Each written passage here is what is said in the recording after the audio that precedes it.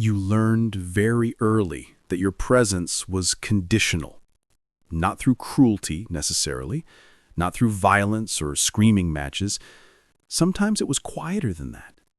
It was the way the room didn't change when you entered it, the way your excitement was met with distraction, the way your pain was treated like an inconvenience, your joy like background noise. You learned to read the temperature of a room before you spoke. You learned to shrink yourself down, to make your needs smaller, quieter, less demanding, because the alternative, being too much, asking for too much, felt like risking everything. And so you became good at it. You became excellent at disappearing, at reading what others needed before they even knew it themselves. You became a master of silence, of self-sufficiency, of making sure you were never a burden. You told yourself it was maturity, independence, strength. But here's the paradox that nobody tells you about. The thing that saved you is now the thing that's destroying you. The survival mechanism that helped you navigate a childhood where attention was scarce has become the prison you now live in as an adult. You learned to be invisible to stay safe, and now you can't figure out how to be seen. You learned that your needs didn't matter, and now you can't access them at all. You became so good at not needing anything that you've forgotten what it feels like to want something, to ask for something, to believe you deserve something. And the cruelest part, nobody can see it, because the wound of the ignored child doesn't leave visible scars. It lives in the space between you and other people. It lives in the chronic exhaustion of managing everyone else's emotions while neglecting your own. It lives in the gut-wrenching belief that love is something you have to earn through performance, through usefulness, through making yourself small enough to fit into the leftover spaces of other people's lives. This is the psychology of the ignored child. And if you're watching this, some part of you already knows you've been carrying this weight for far longer than you should have had to. Let's start by understanding what we're actually talking about here. Childhood emotional neglect, the clinical term for what we're discussing, isn't about what happened to you. It's about what didn't happen. It's the absence of attunement, the missing mirror, the lack of emotional responsiveness that tells a child, you matter, your feelings matter, your existence creates ripples in the world. When that validation is absent, the child doesn't just feel sad. They begin to construct an entire internal architecture based on the belief that they are fundamentally unimportant. Think of it like this. A child's sense of self is like wet clay. It needs the consistent touch of attuned caregivers to take shape, to develop contours, to solidify into something coherent.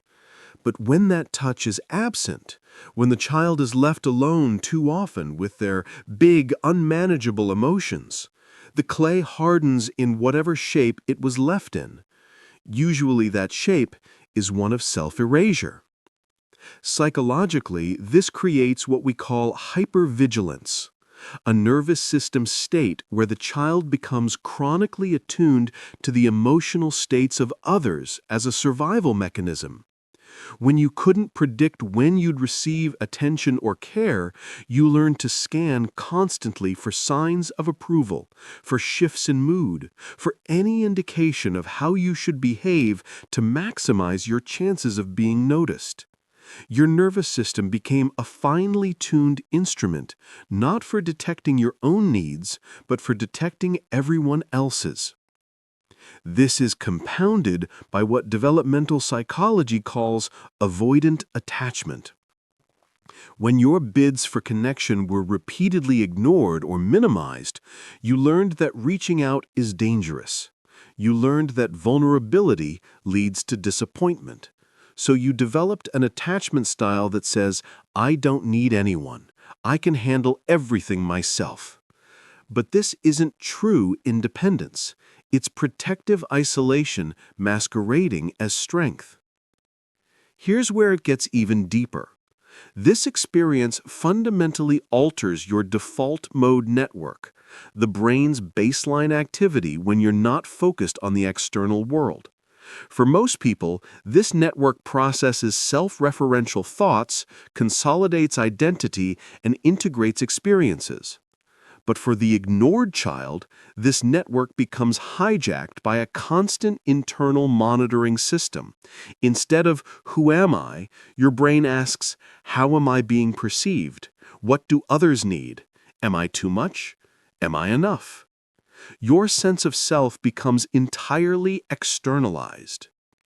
And perhaps most devastatingly, many ignored children experienced what psychologists call emotional parentification. You became the emotional caretaker in your own family system. You learned to manage your parents' moods, to be the easy child, the one who didn't cause problems. You became so skilled at reading and responding to others that you lost the developmental window where you were supposed to learn how to read and respond to yourself. The neuroscience here is crucial. The repeated experience of being ignored during critical developmental windows actually changes the structure of your brain. Your amygdala, your threat detection center, becomes overactive. Your prefrontal cortex, responsible for emotional regulation, becomes under-resourced because it was constantly deployed outward, never inward.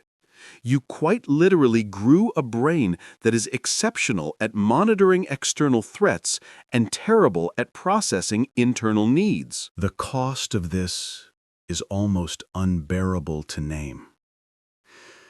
Because what happens when a child learns that their internal world doesn't matter? They don't just become sad, they become lost. They lose the thread of their own narrative. They lose the ability to know what they feel, what they want, what they need. They lose the capacity for what Carl Jung called individuation, the lifelong process of becoming who you actually are, separate from the projections and expectations of others. You paid for your survival with your authenticity. That was the trade. And the cruelest part is that nobody forced you to make it. You simply observed the world around you and made the rational calculation that, to be loved, you had to be less loud, less needy, less present. You looked at the evidence, the times you were ignored, dismissed, talked over, forgotten, and you came to the only logical conclusion a child could come to. There must be something wrong with me. So you began the process of self-abandonment, not dramatically, not all at once, but gradually, systematically. You learned to exile parts of yourself. Your anger went first. Too dangerous, too likely to push people away. Then your needs, too demanding, too inconvenient. Then your joy, too much, too vulnerable to disappointment. Until what remained was a carefully curated version of yourself designed not to express who you are, but to minimize the risk of being ignored again. The philosopher Martin Buber wrote about the difference between I-it relationships and I-thou relationships. An I-thou relationship is where you meet another person as a full, complex, sacred subject. An I-it relationship is where you relate to someone as an object, a function, a means to an end. But here's what nobody tells you. The ignored child grows up having an I-it relationship with themselves. They treat their own inner life as an object to be managed, controlled, suppressed, never as something sacred to be witnessed and honored. This is the invisible grief of the ignored child. You grieve for a childhood you never had, but you grieve in silence because you were taught that even your grief is too much. You grieve for the version of yourself that was never allowed to exist, the one who could be messy, demanding, fully alive. You grieve for the parent who couldn't see you, even as you tell yourself it wasn't their fault, even as you make excuses, even as you gaslight yourself into believing that maybe you were just too sensitive, too needy, too much. And perhaps the deepest fear that drives all of this is the fear of being fundamentally unlovable. Not unloved. That's different. You can accept being unloved if it's circumstantial, if it's about timing or compatibility or bad luck, but unlovable? That's existential. That's the fear that there's something at your core that, if truly seen, would cause people to turn away. So you never let anyone see it. You perform.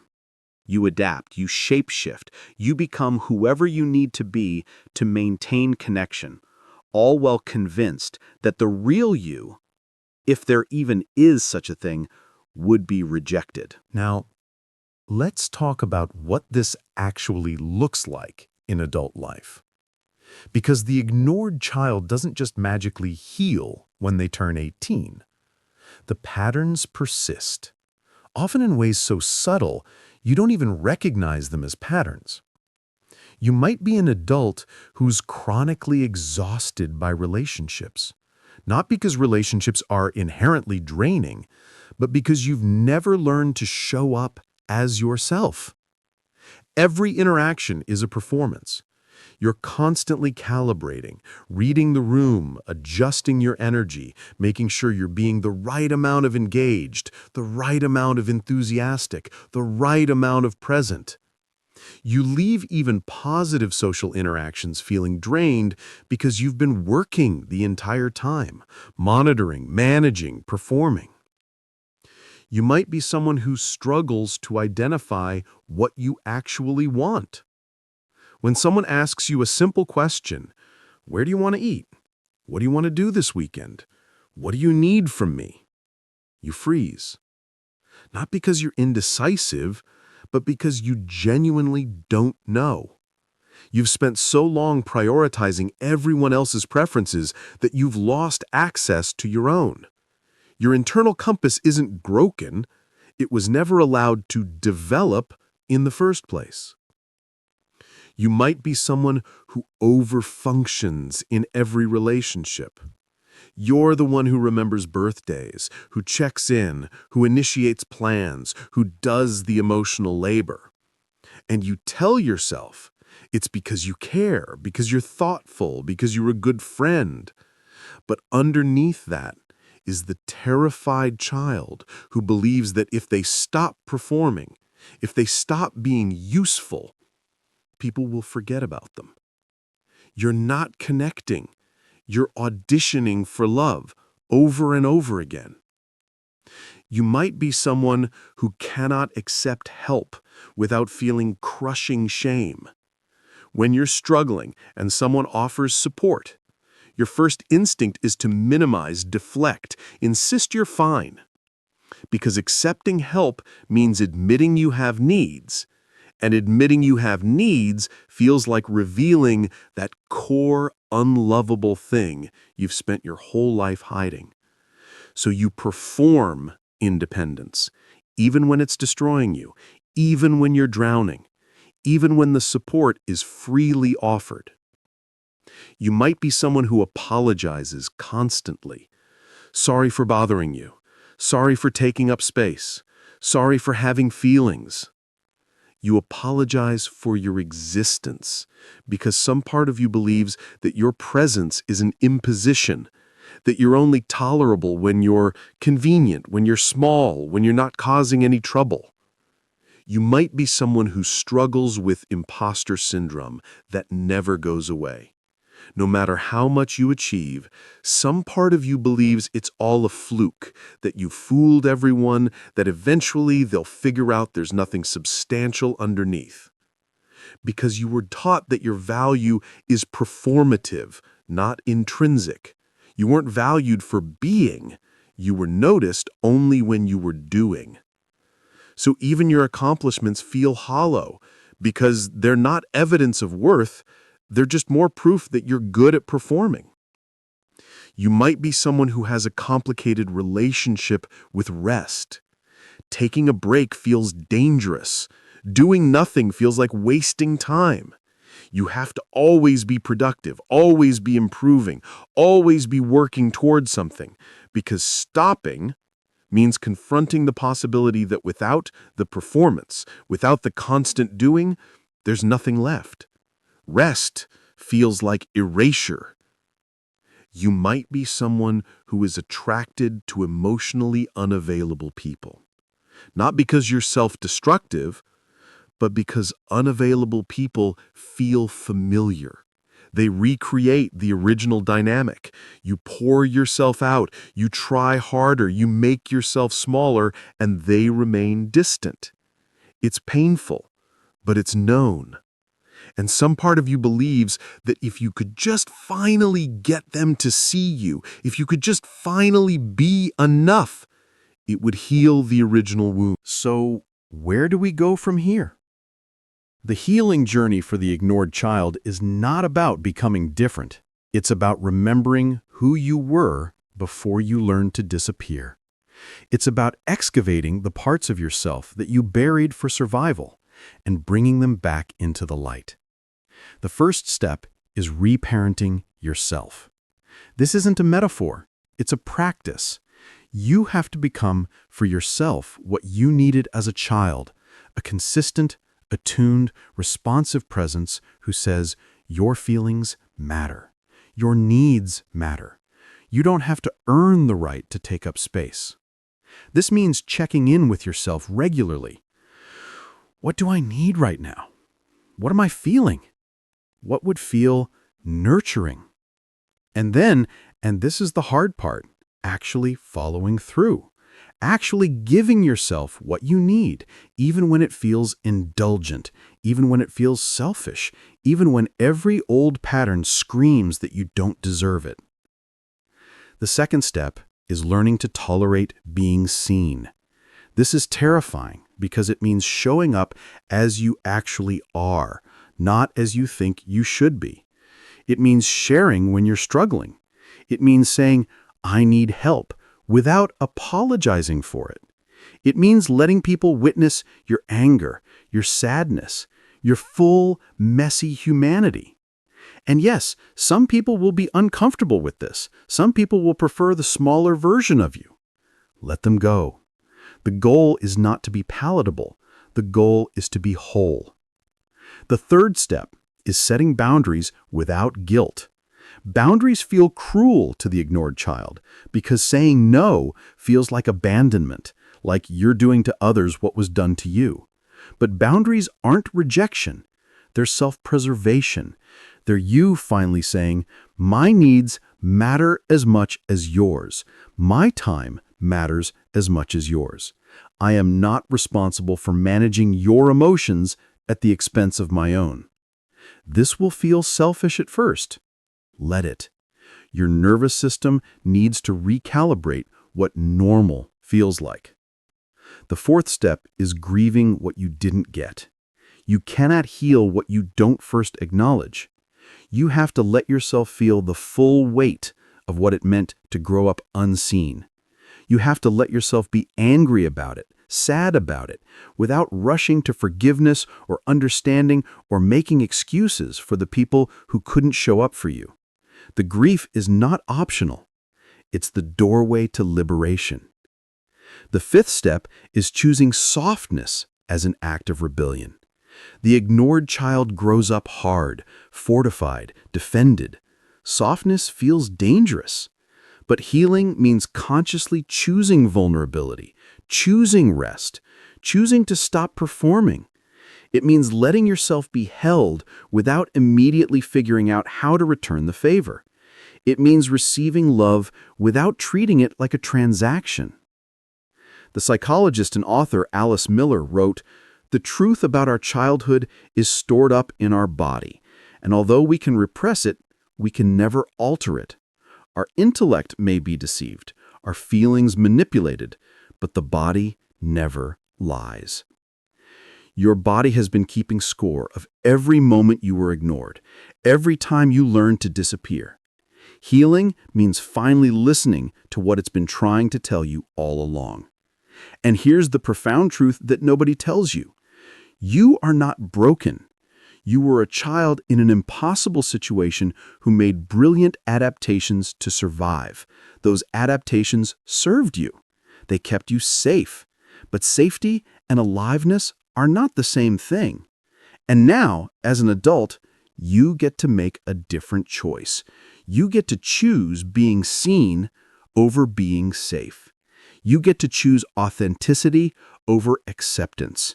You get to choose yourself. The goal is not to become someone new. The goal is not to fix what's wrong with you. The goal is to become whole, to integrate the parts of yourself that you exiled, to welcome home the child who learned to disappear, and to finally take up the space you were always meant to occupy. You were never too much. You were never not enough. You were a